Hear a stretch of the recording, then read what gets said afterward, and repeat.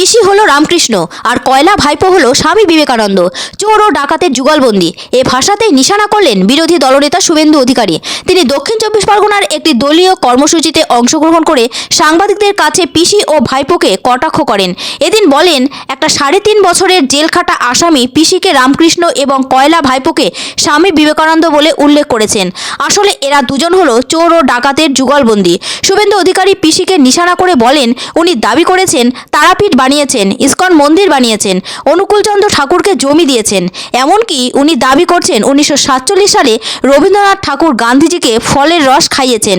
শুভেন্দুর ভাষাতে এসব মিথ্যে কথা শুধুমাত্র সোডিয়াম পটাশিয়ামের গন্ডগোল থাকলেই হয়। তাছাড়া এসব উল্টোপাল্টা বক্তব্য কোনো সুস্থ মানুষ রাখতে পারে না।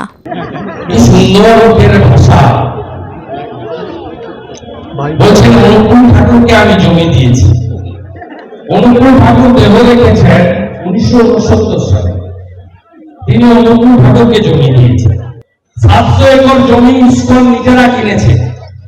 আপনি বলেছেন আমি জমি দিয়েছি ইসকনকে, কাউকে ছাড়ে না। আর যে চামচা বেলচাগুলি আছে, কখনো বলছে ইনি রানী রাসমণি, ইনি মা শারদামণি।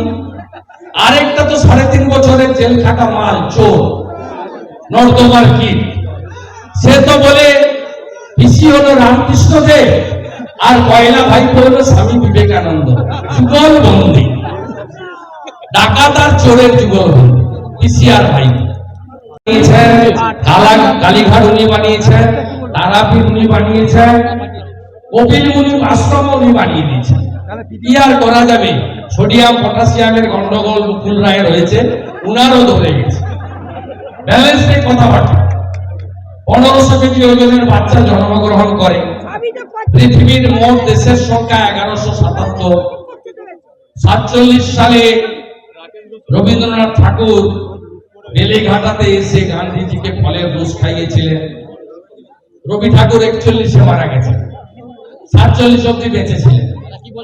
রাকেশ রোশন চাঁদে গেছিলেন, তারপরে বলছি ইন্দিরা গান্ধীও চাঁদে গেছিলেন। এই পাগলের দেশে আমরা আছি।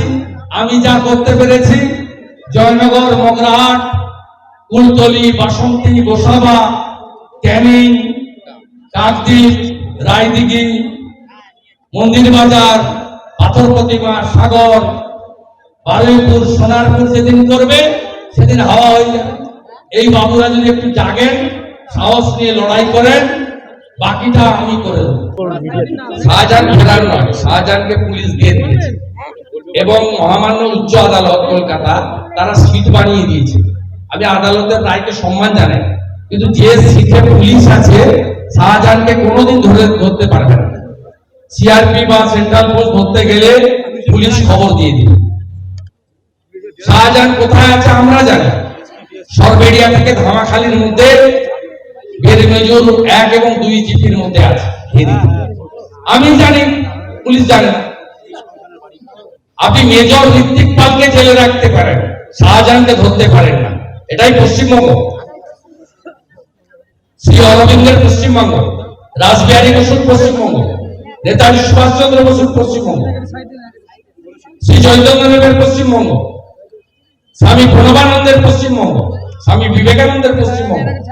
এটা গুন্ডা মাফিয়া ডন, তাকে ছেড়ে রাখা হয়। আর দেশের জন্য যিনি নিজের যৌবনকাল দিয়েছেন মেজর ঋত্বিক পাল, তাকে মিথ্যা মামলায় জেলে থাকতে হয়। এটাই হলো পশ্চিমবঙ্গ।